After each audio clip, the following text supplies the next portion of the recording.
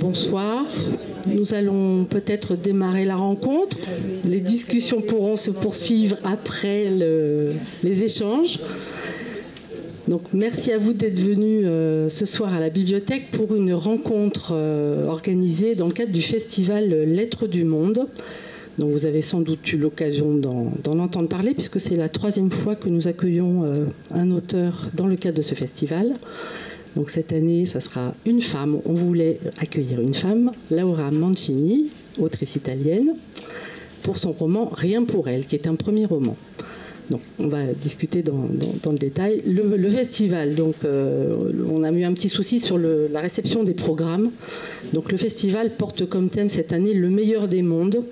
Donc c'est toute une série de rencontres d'auteurs étrangers ou d'origine étrangère sur toute la région de Nouvelle-Aquitaine dans le cadre de bibliothèques, de librairies.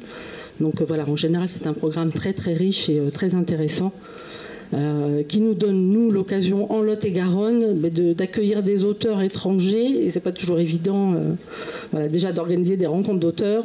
Donc voilà, donc quand ils viennent de loin c'est encore mieux. Je voulais remercier la communauté d'Aglo qui a accepté de financer les 3 rencontres qui vont être organisées dans 3 bibliothèques, donc ce soir ici à Villeneuve et samedi prochain à 11h à la bibliothèque de Casseneuil. C'est Mariam Majidi qui sera accueillie. Elle est d'origine iranienne, elle vit en France depuis longtemps. Et voilà, c'est un roman sur l'adolescence avec une écriture extrêmement inventive. Donc voilà, n'hésitez surtout pas à aller la rencontrer à la bibliothèque de Casseneuil le 26 à 11h. Et l'après-midi à 14h30 à la bibliothèque de Pujol. Donc c'est Sébastien Rutès pour son livre pas de littérature, c'est ça. Donc là, ça va être tout un cocktail. Alors, Sébastien Rutès est traducteur. Il sera beaucoup question de traduction, d'écriture, de séries noires, de grand banditisme. Enfin voilà, c'est un petit cocktail assez détonnant. Surtout, n'hésitez pas à le découvrir parce que c'est un vrai plaisir de lecture aussi. Donc ce soir, Rien pour elle, Laura Mancini.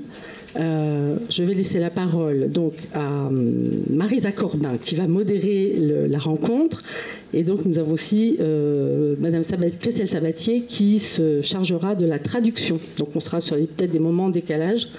Et puis pour ceux qui apprennent l'italien, parce qu'on a tout un groupe de personnes qui font l'italien, ça sera l'occasion d'entendre. Oui, il y a des noms, qui circulent. Voilà, donc ça sera le plaisir pour eux d'entendre l'italien, quoi. Merci à vous. Bonsoir à tous. Laura Mancini, votre premier roman, donc, qui est sorti en février aux éditions Agulot, raconte la vie de Tulia, qui est une femme italienne qui vit à Rome, qui est née à Rome dans un quartier pauvre, dans une famille pauvre. Elle est née à la fin des années 30. Ce livre revient sur... c'est elle, en fait, la narratrice de ce livre, et elle raconte 50 ans de sa vie, à peu près. C'est écrit un peu sous la forme d'un journal intime, avec des moments marquants de son existence. Tout d'abord, avant de parler du roman, je voulais savoir, vous êtes rédactrice dans la vie, vous travaillez également dans la communication. Qu'est-ce qui vous a donné envie d'écrire votre premier roman ?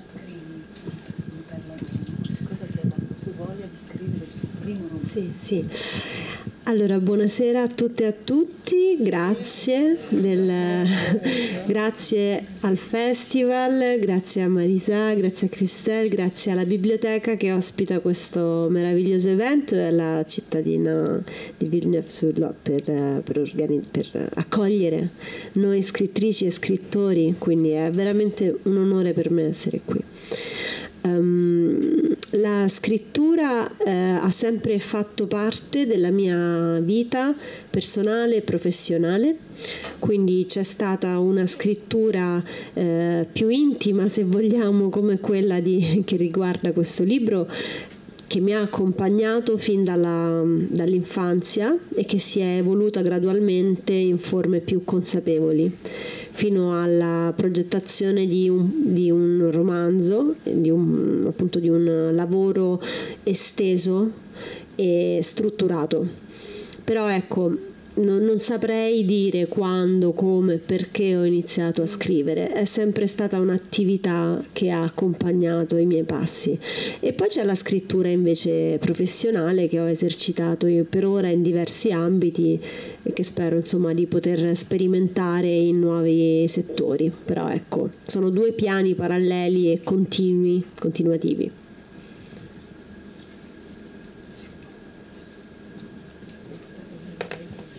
Alors vous l'avez entendu, dans un premier temps il y a eu des remerciements et Laura indique que c'est un honneur pour elle d'être ici. Et donc pour répondre à la question sur l'écriture, ça a toujours fait partie de ma vie, que ce soit d'un point de vue personnel que professionnel. Et l'écriture la plus intime, elle remonte à mon enfance. Et donc l'idée d'écrire un roman plus développé, structuré, je ne sais pas vous dire quand est-ce que c'est né, comment et pourquoi. En revanche, l'écriture professionnelle, je l'ai déjà expérimentée dans différents domaines et sans doute que j'aurai l'occasion de m'expérimenter encore autrement. Et donc ce sont deux plans d'écriture qui sont parallèles.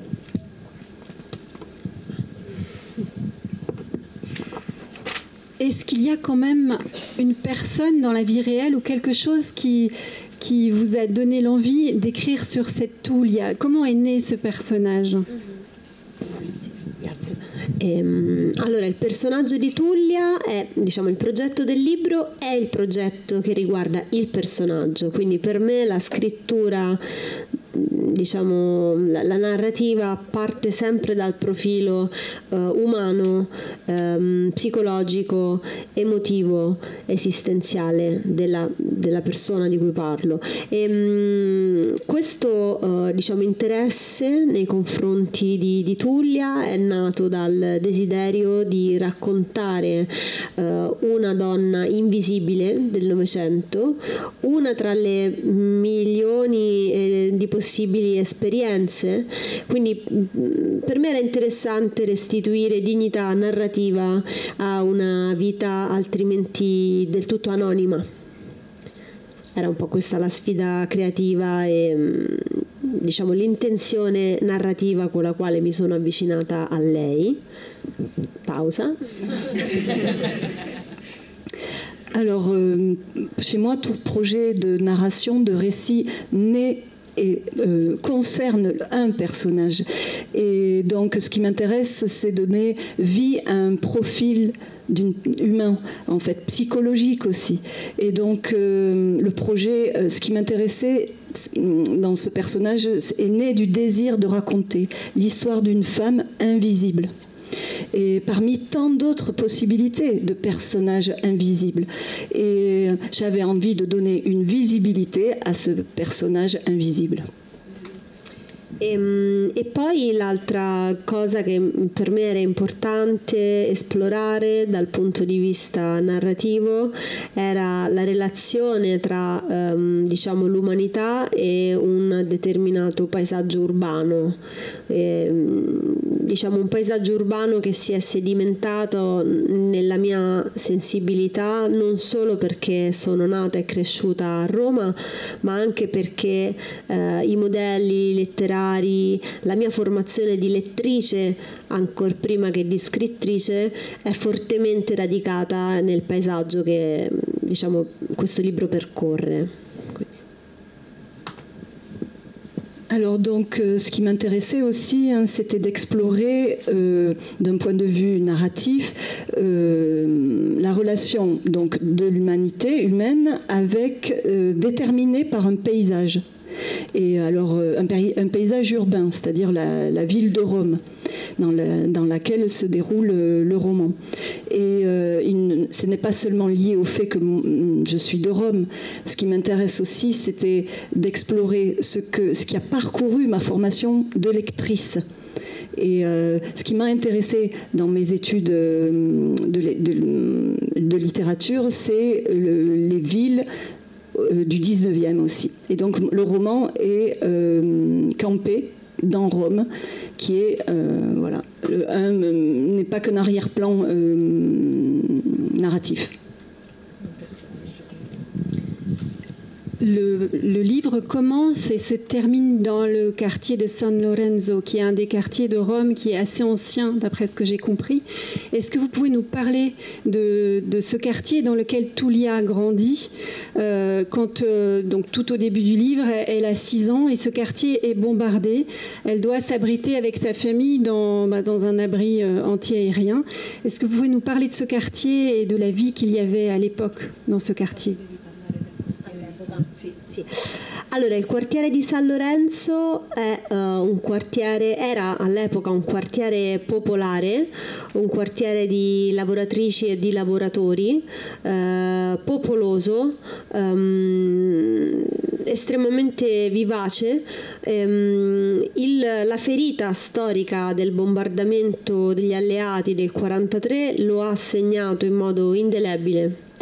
E quello è stato veramente un evento traumatico per la città e per quel preciso posto di Roma, e quindi ecco, per me aprire e chiudere la narrazione in questo luogo, quindi aprire la narrazione con la perdita della casa da parte della protagonista e della sua famiglia e chiuderlo nello stesso luogo, nel cimitero del Verano, che è il cimitero, diciamo, principale della città di Roma, aveva un valore simbolico e risolutivo, dalla nascita di un trauma, che è un trauma personale e collettivo, alla chiusura invece diciamo di questo trauma, alla pacificazione.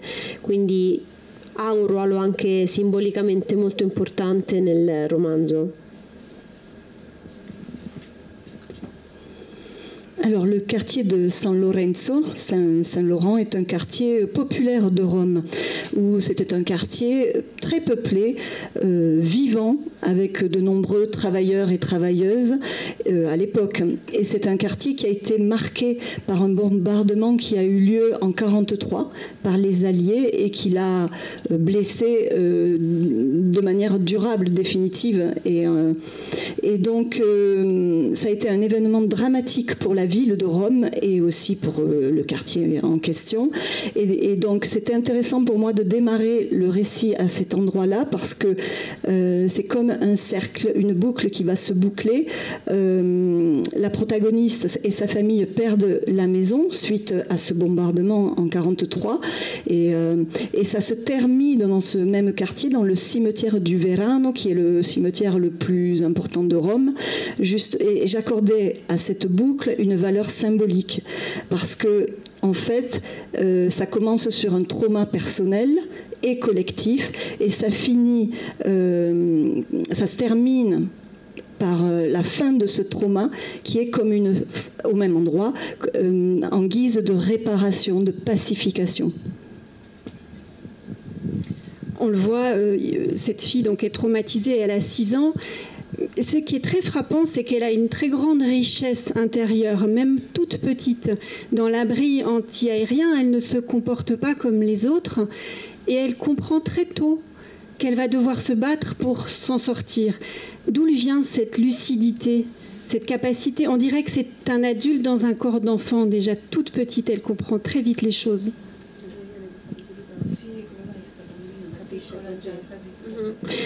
Sì, questa è la straordinarietà di Tullia, è la sua personalità, è la sua unicità ed è il motivo del mio interesse nei suoi confronti, e il fatto di essere la prima di molti fratelli, il fatto di essere responsabilizzata simbolicamente e poi concretamente, anche in giovanissima età, perché Tullia comincia a vendere per strada all'età di 8 anni, quindi diciamo il peso di una responsabilità collettiva che diciamo un essere umano con intuito e con le antenne per un certo tipo di sistema familiare, che era anche un sistema economico, condiziona sin dall'infanzia. questo personaggio, condiziona la sua sensibilità e incontra terreno fertile, incontra una sensibilità capace di reagire, di rispondere attivamente a questa pressione. Quindi a me interessava raccontare una donna così, nata nella durezza e quindi dura in reazione a una difficoltà endemica di perdita continua, perdita della casa, perdita della innocenza infantile, perdita dell'amore materno, perdita delle occasioni di gioia. Eppure questa bambina, questa giovane donna, questa donna formata reagisce senza fare un dramma. Questa è la sua peculiarità psicologica ed è, ripeto, il motivo che me l'ha resa cara. Alors Tulia, c'est une personnalité unique et c'est ce qui m'a intéressée à son égard. Elle est la première d'une fratrie nombreuse. Elle est responsable déjà toute petite, symboliquement et aussi matériellement, parce qu'elle est envoyée dans la rue vendre avec sa petite valise des objets. Et donc son système familial la conditionne sa sensibilité. Et donc elle répond à cette position de manière active.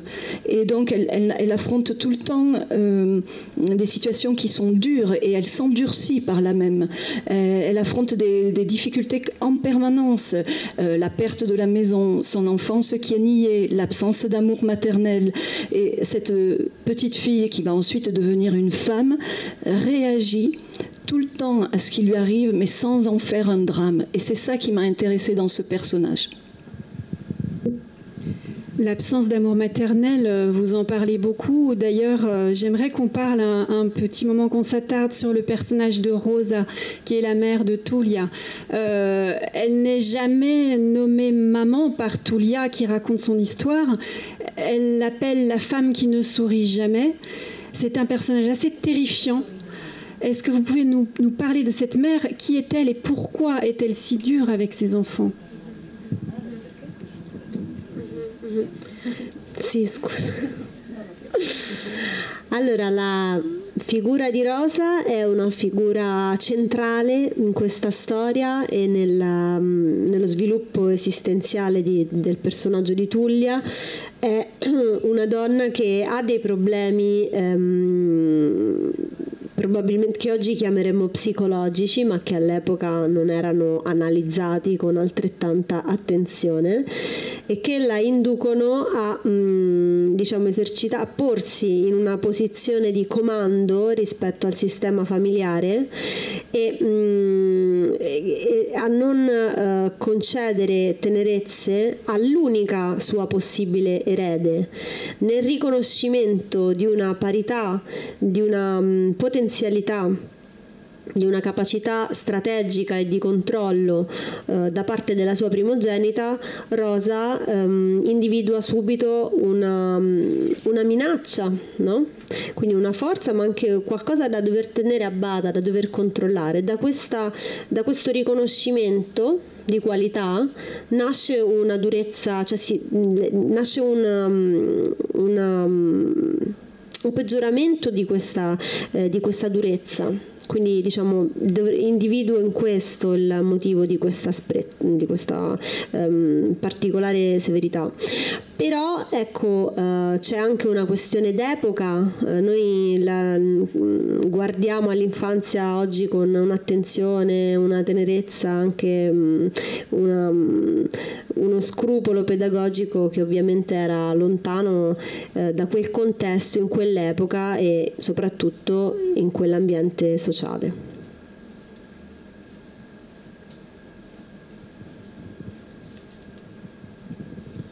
Alors donc la figure de Rosa, la mère, est une figure centrale dans cette histoire et dans le développement existentiel de sa fille Tulia.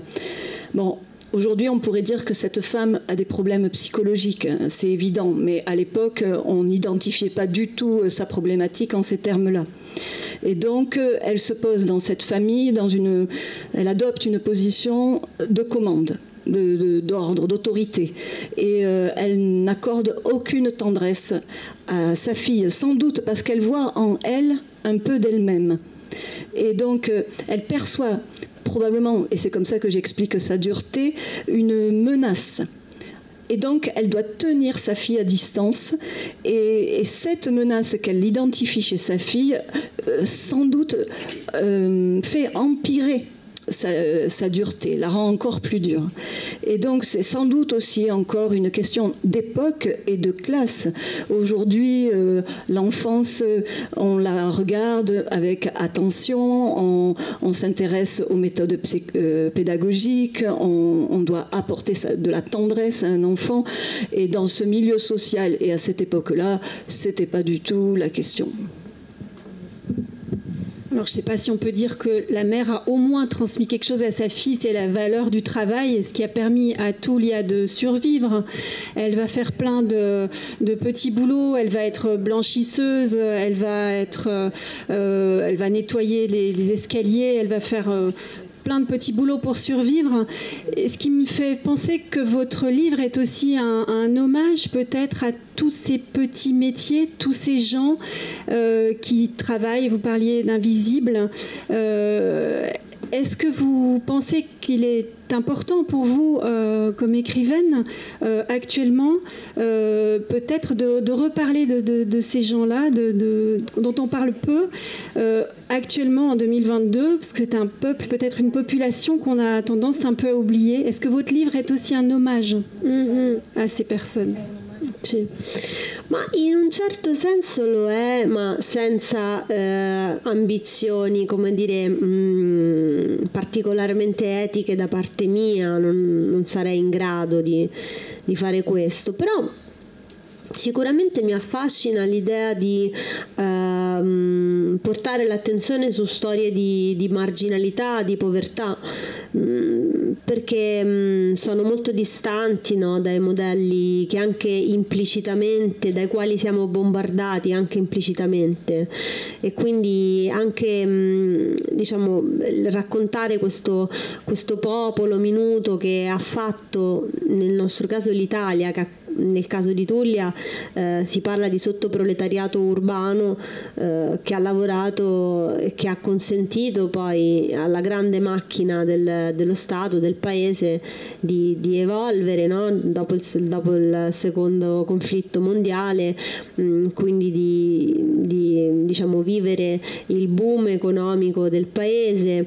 E quindi sì, voglio rendere omaggio a tutti a questi lavoratrici, a questi lavoratori, però soprattutto voglio rendere omaggio all'anonimato assoluto, quindi mi interessa la mancanza di protagonismo. Una donna che nella vita non è stata, non potrebbe mai essere, non avrebbe mai voluto essere una protagonista, è per me la vera protagonista. Questo è il contrasto diciamo più intimo che storico che mi lega a questa figura, e che spero che diciamo sia di maggiore gratificazione nella lettura, no?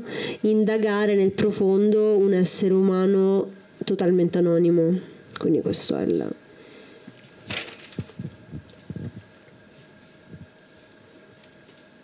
Ma qualcuno capisce l'italiano? Sì? Ah, che bello!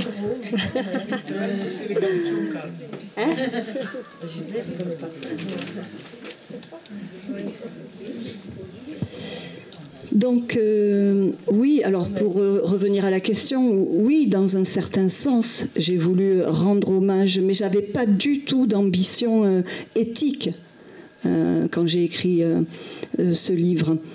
Mais ce qui me fascine essentiellement, c'est de porter mon attention sur la marginalité, l'anonymat, qui est des choses qui sont très très distantes des modèles dont on nous rabat les oreilles, de succès, de réussite.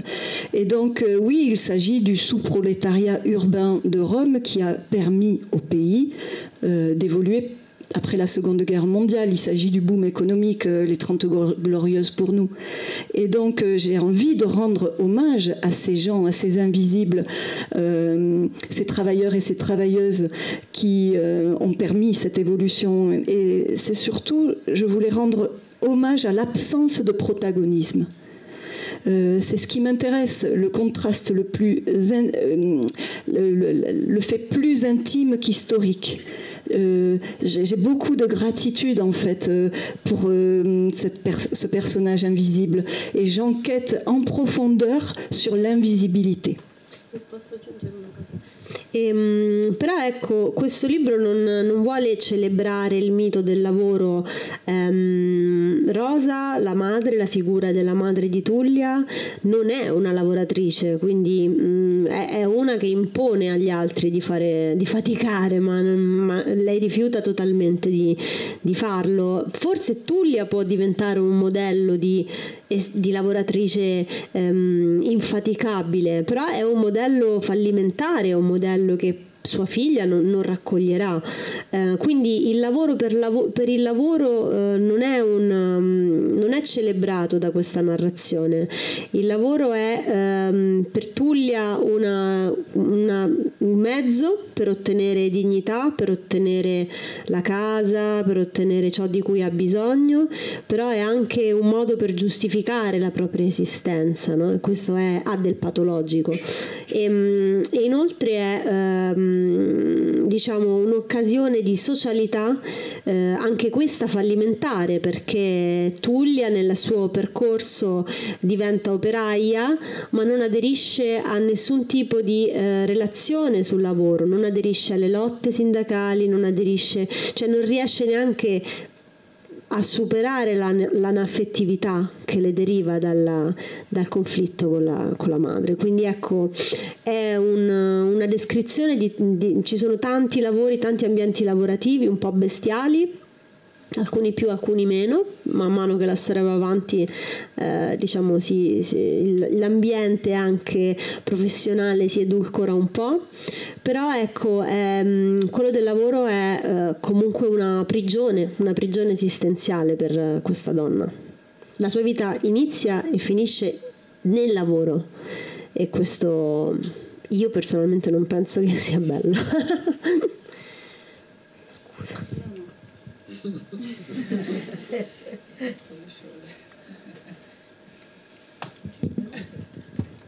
Alors donc attention, ce livre n'est pas là pour célébrer le mythe du travail.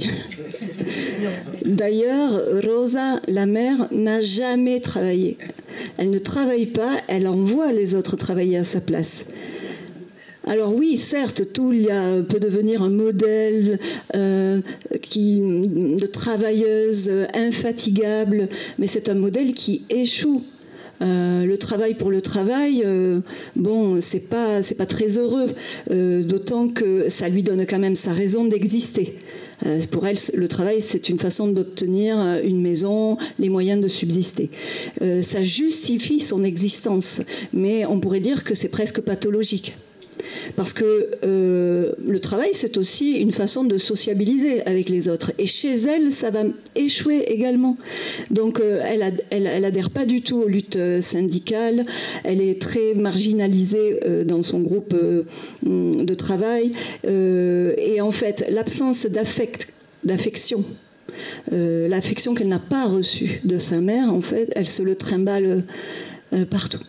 Et elle effectue différentes activités, on l'a dit tout à l'heure. Petit à petit, au fil de l'histoire, elle travaille dans des environnements professionnels qui évoluent positivement pour elle, mais c'est toujours une fin en soi.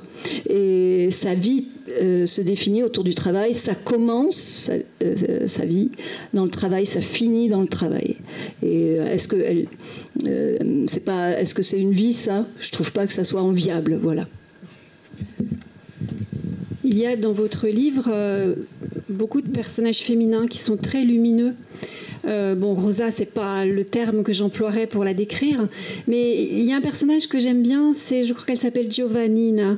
C'est la tante de Tullia, et c'est la première personne chez qui va Tullia quand elle quitte la maison, hein, parce que je ne l'ai pas dit, mais pour ceux qui n'ont pas lu le livre, à 11 ans donc, ou 8 ans, je ne sais plus, elle quitte l'école suite à une injustice qui est commise sur l'une de ses camarades. Elle est renvoyée de l'école, donc elle se retrouve à la maison. Sa mère lui dit « tu vas travailler ».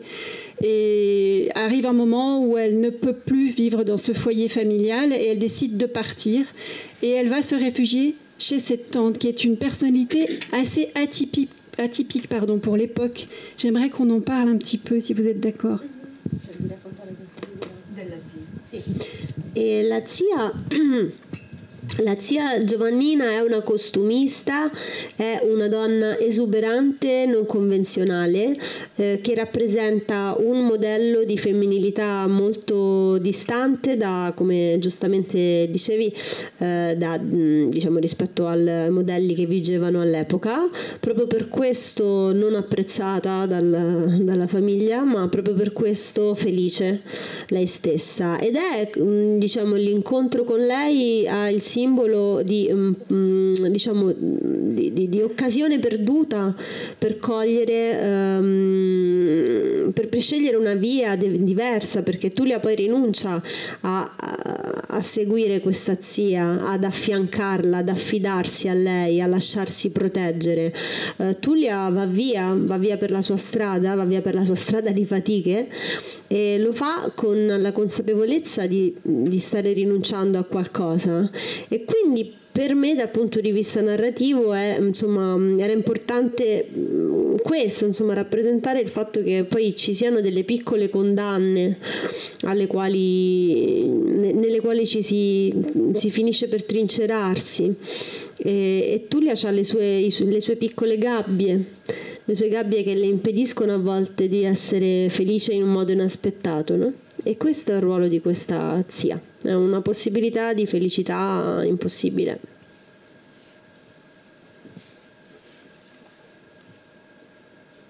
Je préfère finir.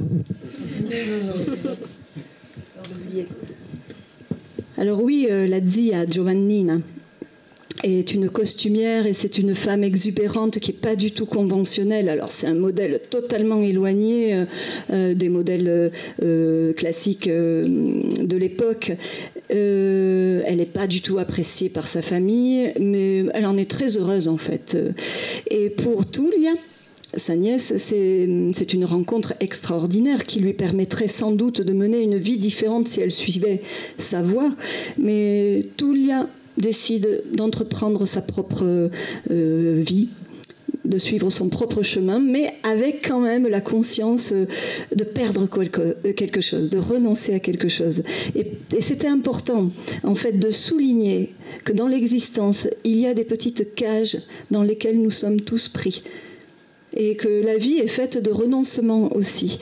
Et cette possibilité du bonheur est ici impossible. Et c'était important de le montrer. Oui. Donc c'était le rôle de la tante de montrer cette impossibilité-là. Il y a pourtant une source de bonheur pour Tulia, ce sont les mots. Elle découvre les livres, elle a envie d'apprendre des nouveaux mots depuis toute petite. J'aimerais savoir d'où lui vient cette envie des mots. Elle se rend, par exemple, plus tard, quand elle est adolescente ou adulte, je crois déjà, le dimanche, elle va écouter des lectures, quelqu'un qui lit des textes dans un jardin, et ça la fascine. J'aimerais que vous nous parliez de ce rapport qu'elle a et peut-être de cette liberté qu'elle découvre à travers les mots. Sì. Allora, per una donna che vive nel silenzio più assoluto, che non è contornata da tante persone, da tante amicizie, le parole altrui, le parole occasionali diventano una fonte di energia, diventano una sorgente anche creativa dalla quale attingere. Ci sono istintivamente, intuitivamente da parte di questo personaggio, ma penso che sia un po' un fatto universale, delle occasioni insomma di strada, perché questo è un libro che si svolge tutto di strada, che le consentono di coltivare un'interiorità. Quindi veramente questo io lo trovo interessante, il modo in cui una persona possa coltivarsi anche segretamente, e il modo in cui si possa anche solo col pensiero riuscire a compensare delle mancanze materiali e uno svantaggio in questo caso sociale. L'interesse di Tullia è di natura linguistica più che letteraria, ed è un interesse quasi da enigmista, quasi da è un divertimento gratuito, è un divertimento, ripeto, occasionale, fortuito, e quindi penso che questo forte interesse per le parole sia una compensazione di un silenzio più ampio e sia una ricerca di umanità, no? A volte io penso, anche voi, adesso dirò una cosa un po' patetica, però guardo i libri nella mia libreria e penso che sono dei miei amici, cioè delle persone, delle entità a cui io voglio bene, e un po' credo che questa sia l'esperienza rispetto al linguaggio, no? Un buon alleato, qualcuno che non ti giudica e che tu puoi usare anche in segreto come vuoi tu. Quindi un po' questo era il gioco che mi interessava esplorare. Povera Christelle. Parce que j'ai pas la capacité de tout retenir, sinon. Alors, pour une femme comme Tullia, qui vit dans le silence le plus absolu, puisqu'elle a très peu de personnes qui l'entourent, elle n'a pas d'amis, les mots sont pour elle une source d'énergie incroyable. Et donc, elle puise là-dedans, dans les mots, sa vitalité. Et donc, intuitivement, elle va vers ça quand elle en a l'occasion.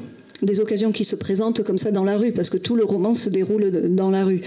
Et donc, ce sont des occasions qui lui permettent de cultiver une intériorité. Et elle cultive cette intériorité même de manière tout à fait secrète. On peut très bien cultiver une intériorité juste par la force de la pensée, même en ne faisant que penser à ça.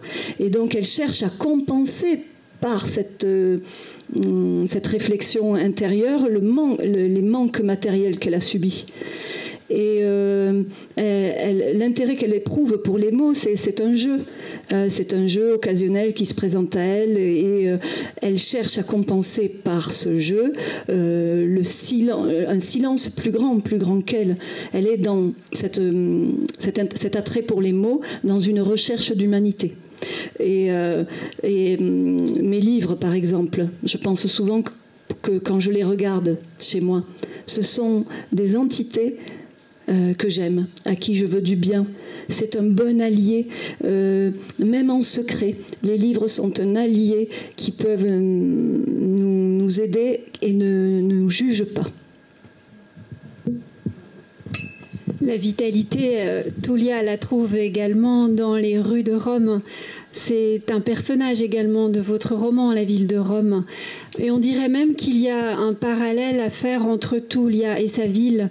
À mesure que la ville se reconstruit, se développe, on dirait que Tullia, elle aussi, grandit et réussit les objectifs, elle réussit à atteindre les objectifs qu'elle s'était donnés. Est-ce que vous avez souhaité tisser ce lien-là de parallèle entre les deux? Come lei. Sì. Grazie. Sì, allora la città è veramente un personaggio, ha una sua personalità. La città non è uno scenario, non è uno sfondo, non fa da sfondo alle azioni, a volte le determina essa stessa con la sua aura, con la sua energia. Il libro si sviluppa in quadri narrativi in vari quartieri, in varie epoche, e come giustamente diceva Mari, si evince attraverso gli scenari raccontati che cosa sta accadendo in questa città e che cosa sta accadendo forse anche un po' più in generale. Roma è a sua volta una madre di questo romanzo, è una madre, una matrigna, è accogliente, a volte è perfida, è respingente, è protettiva e generosa, ma è anche molto dura, molto cruda e radicalmente inaccogliente. Quindi diciamo mi piaceva giocare con questo paesaggio urbano come con un paesaggio emotivo che quindi risponde alle sollecitazioni umane e a sua volta, ripeto, le causa, le provoca. Faccio una pausa.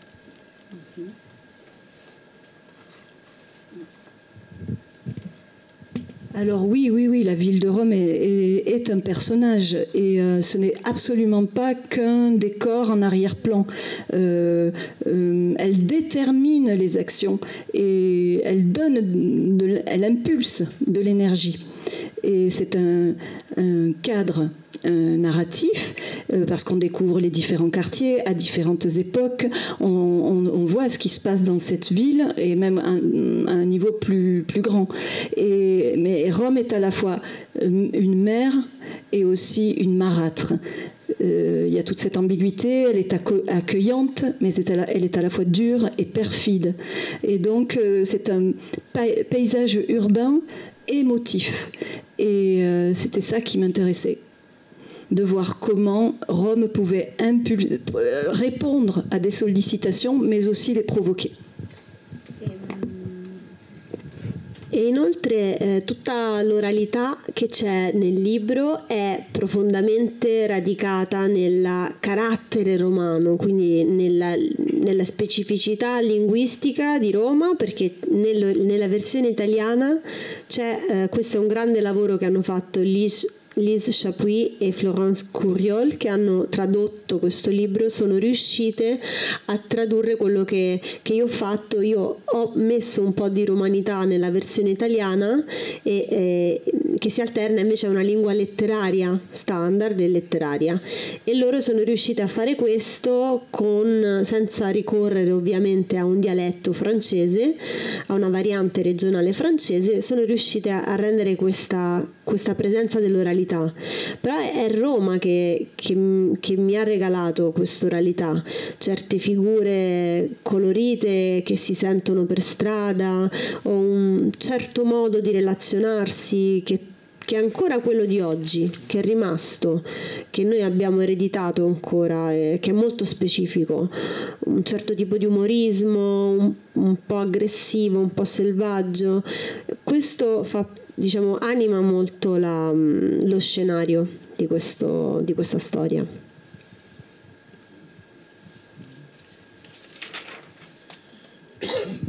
Alors oui, l'oralité, le parler, c'est quelque chose qui est profondément inscrit dans le caractère des Romains, de Rome, de la ville. On parle une langue, c'est une langue orale. Rome est une ville de l'oralité. Et donc d'ailleurs, les traductrices se sont très bien débrouillées avec ça. Elles ont cherché à rendre la présence de l'oralité sans avoir recours à un dialecte français qui pouvait l'imiter. Et parce que encore aujourd'hui, Rome, dans son parler, est très fleuri, très coloré et il y a une certaine manière qu'ont les Romains de se mettre en relation avec les autres. Il y a une forme d'humour typiquement romain, à la fois agressif et sauvage. Et encore aujourd'hui, c'est comme ça que nous nous mettons en relation les uns avec les autres. On l'a dit, Tulia est la narratrice de ce roman. Est-ce que ça a été difficile pour vous de vous incarner parce qu'elle a 6 ans quand on commence le livre, donc elle parle comme une petite fille de 6 ans. Donc vous racontez la guerre à vue d'enfant. Après, elle devient adolescente, elle devient adulte. Est-ce que ça a été difficile pour vous, l'écriture de ce passage du temps? Comment vous l'avez vécu? Sì.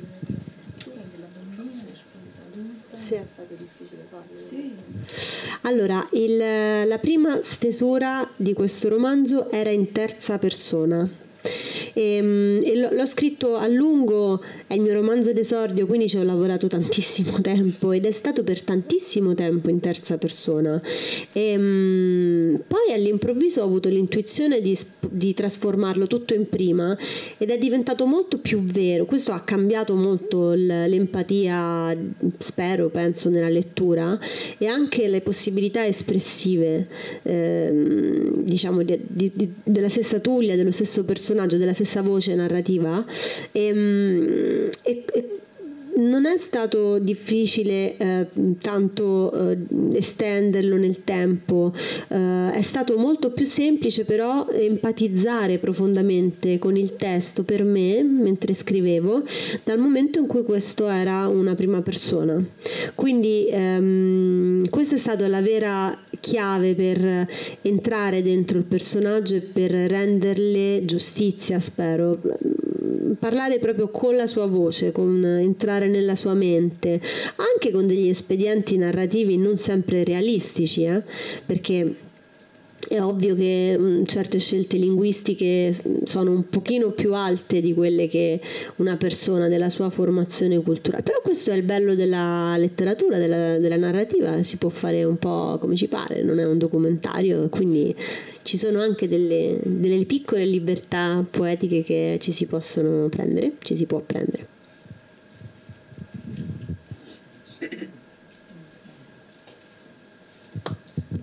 Alors oui, Tullia est la narratrice, mais quand j'ai écrit le texte pour la première fois, je l'ai écrit à la troisième personne, parce que vous l'avez compris, c'est un roman, c'est un premier roman, et donc quand on écrit un premier roman, on y passe beaucoup de temps.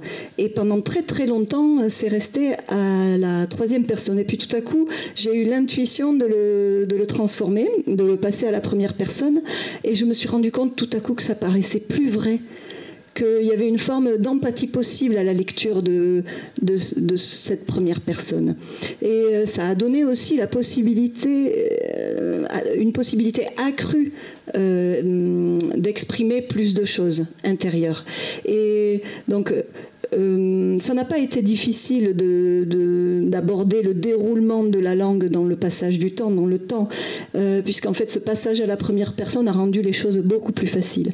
Et donc ça m'a permis d'accéder à la clé de ce personnage, de lui rendre justice de manière plus accrue de cette façon-là. Et donc, bon, évidemment, il y a des choix linguistiques qui sont opérés, ça c'est la liberté de la littérature et de l'auteur, qui ne correspondent pas exactement à son niveau linguistique à elle, mais c'est pas un documentaire, donc c'est ça qui rend l'écriture libre, c'est-à-dire qu'on fait ce qu'on veut. On pourrait encore en parler des heures de ce roman. Je pense qu'il est temps de vous passer la parole si vous avez peut-être des questions à poser à Laura Mancini. Non, c'était juste pour savoir s'il y a un rapport entre le grand compositeur de jazz Mancini che ha pris la Panthère Rose. Non ce l'ho né col grande che ha detto il compositore jazz, né col grande compositore jazz, né col grande calciatore e allenatore italiano. Mancini è penso che sia il secondo cognome più comune in Italia dopo Rossi. Però sì, questo lo voglio dire, che stamattina in un'altra mediateca hanno anche esposto accanto al mio romanzo un altro libro di Laura Mancini che non sono io, che era un fumetto, però mi ha fatto piacere perché così ho già pubblicato 2 libri in Francia senza aver prodotto. Alors, vous avez besoin de la traduction ? Oui. Alors, il y en a qui disent non, mais qu'à partir du moment où il y en a qui disent oui, c'est fini. Et donc, alors oui, non, j'ai rien à voir avec ça. C'est le deuxième nom, le deuxième patronyme le plus utilisé, le plus fréquent en Italie après Rossi. Donc je n'ai rien à voir avec le compositeur de jazz, je n'ai rien à voir avec Mancini, l'entraîneur de l'équipe nationale de foot. Et puis je tiendrai à préciser aussi que j'ai trouvé que j'avais quelqu'un qui avait publié un deuxième livre à ma place, une BD, elle s'appelle Laura Mancini. Ce matin à la médiathèque, elle était exposée en même temps que moi, et c'est mon homonyme, mais ce n'est pas moi. Moi, je voulais juste vous demander, il y a peu de personnages masculins. Il y a le papa, bon, et les frères. Quand même, effectivement, elle n'a pas d'amis, elle n'a pas de copine, elle n'a pas de copain, enfin bon, sauf... On ne parle pas tout. Voilà. Mais elle a, quand même, je trouve que la fratrie me semble important. La place de sa fratria. Sì, le sembra la signora che siano importanti questi fratelli? Sì, allora non ci sono grandi personalità maschili, ma non per una mia ostilità nei confronti degli uomini, ma perché penso che sia una delle possibilità dell'esperienza sia anche non avere un confronto di genere. Questa è un'altra specificità. Quindi i fratelli sono famiglia, prima ancora di essere uomini, e questo per me è molto importante. Diciamo, li ho intesi più come, soprattutto insomma quello più vicino a lei, non rappresenta mai un vero confronto con l'altro maschile, è più che altro un appendice familiare, un sistema da proteggere, una dimensione affettiva carente ma pur sempre affettiva. Gli uomini no, non ci sono, o se ci sono non sono determinanti per le sue vicende. Mi spiace.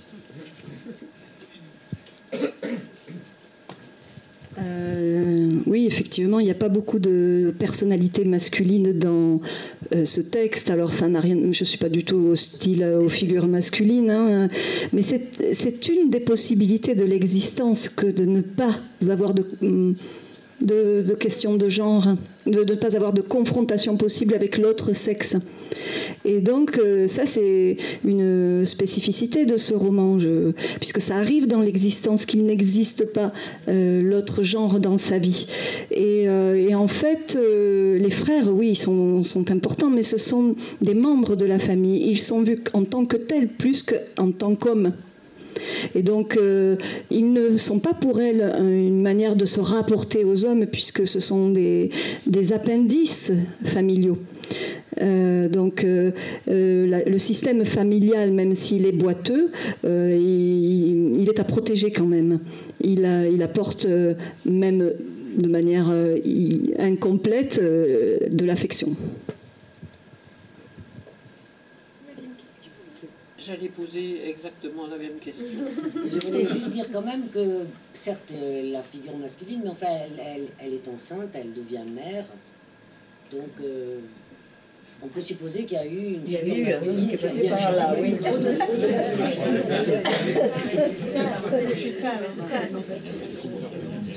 Sì, no, l'esistenza diciamo ontologica, l'esistenza fisica non è messa in dubbio, il fatto che abbia un'influenza particolare per questa storia, questo preciso sguardo su questa vita è un altro, e quindi c'è un momento in cui la stessa Tullia negli anni '80 scopre se stessa, scopre il corpo, scopre il piacere, scopre un nuovo tipo di apertura verso l'umanità e verso il genere maschile, però non è oggetto di indagine da parte di questo romanzo, quindi rimane comunque una storia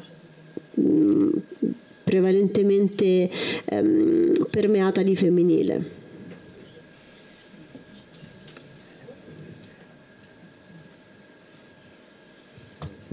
Alors oui, il y a bien sûr une existence physique des hommes, ça il ne faut pas du tout le remettre en question.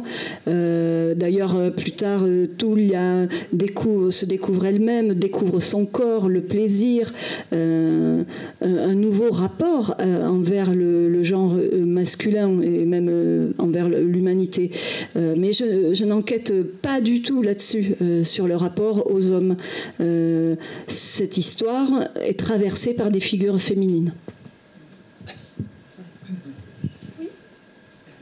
Est-ce que vous pensez que vous écrirez une suite à ce roman ? Non credo, grazie della domanda, ma non credo di scrivere un seguito di questo romanzo. No, credo che questa storia sia stata raccontata, sia conclusa. Però penso che alcuni temi resteranno nel mio lavoro futuro, sperando che ci sia questo lavoro, però penso che siano importanti per me e che non me ne libererò. Non è d'accordo con te, la signora dice non ha importanza ma dibatte. Alors non, je pense pas écrire de suite. L'histoire elle est terminée là, je pense qu'elle est conclue. Et par contre il y a des thèmes qui ont été abordés dans ce livre qui vont rester parce que j'y pense et si j'ai l'occasion d'en écrire un autre, ben on va retrouver des thèmes communs. Dunque io posso fare la domanda in italiano, sì. E mi traduce. Scusa per anticipo sui sbagli di lingua.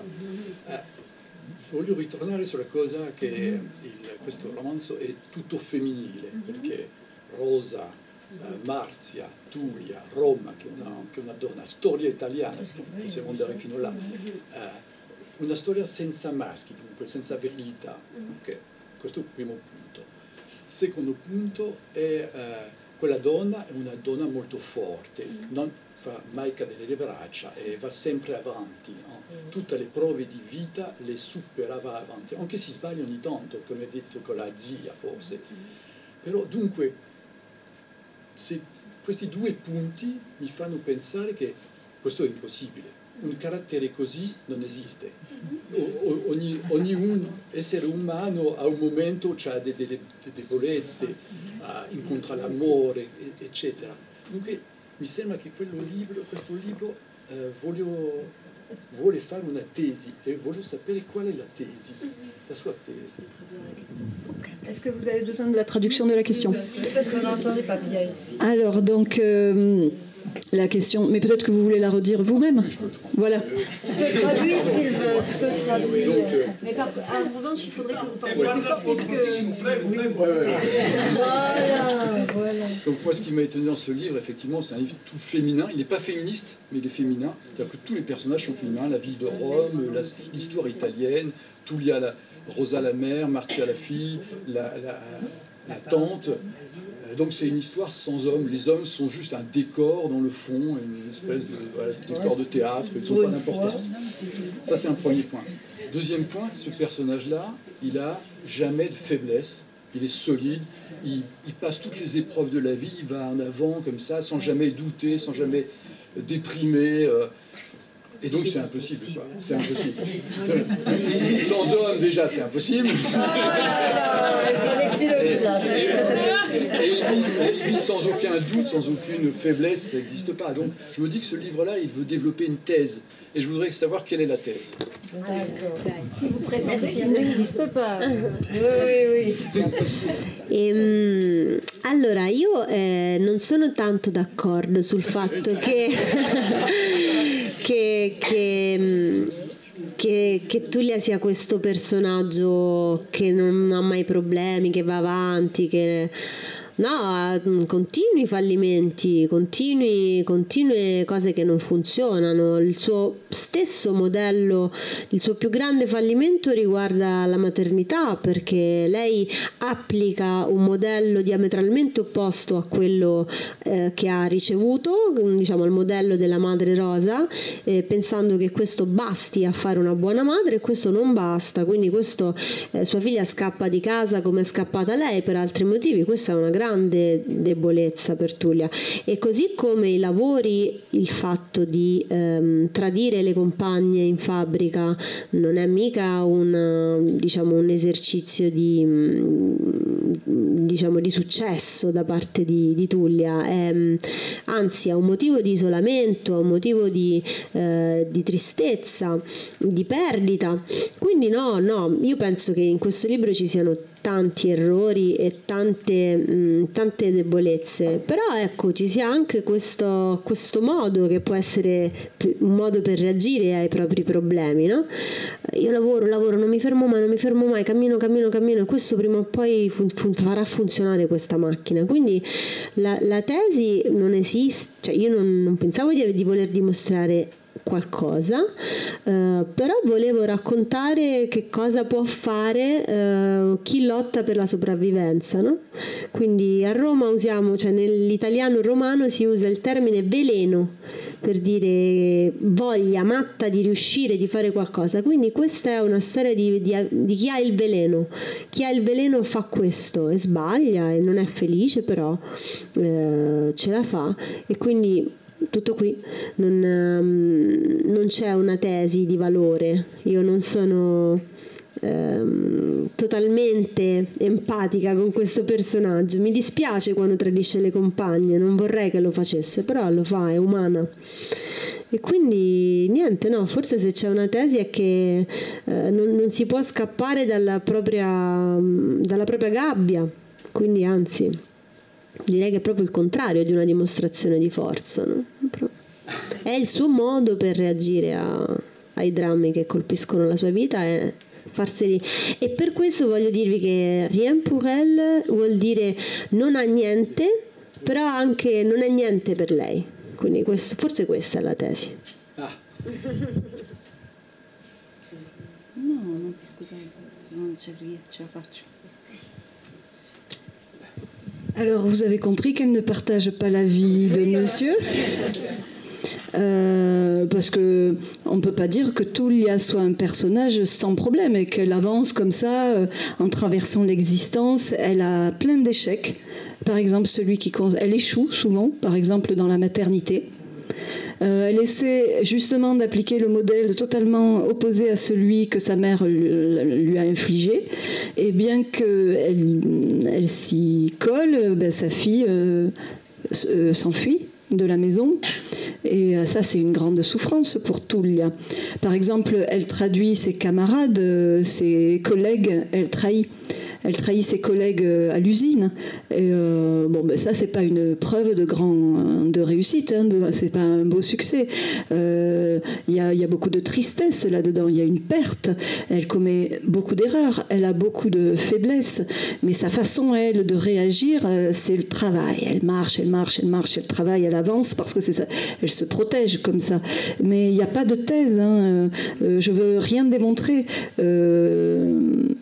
Mais ce que je voulais montrer, c'est comment quelqu'un qui lutte pour sa survie s'en sort. Comment on peut faire quand on lutte pour sa survie. Et donc, en Rome, on dit « qui a il veleno ». Ça veut dire qui c'est qui a le poison, le venin en lui. On se trompe, on n'est pas heureux, mais on s'en sort. Donc avoir du poison qui nous permet de nous en sortir. Il n'y a pas du tout de thèse de valeur. Moi, quand Tulia trahit ses camarades au travail, je ne peux pas dire que ça me convient. Enfin, j'apprécie pas ça. Mais je voulais donc prouver, s'il y a une thèse éventuelle, que l'on ne peut pas échapper à sa cage, à sa condition. Ce n'est absolument pas une démonstration de force et de pouvoir de la part de Tulia. Et d'ailleurs, le titre, en fait, rien pour elle, niente per lei, c'est elle n'a rien, mais rien n'a de l'importance pour elle. Merci à tous, merci Laura, merci Christelle pour l'interprétariat. Vous pouvez...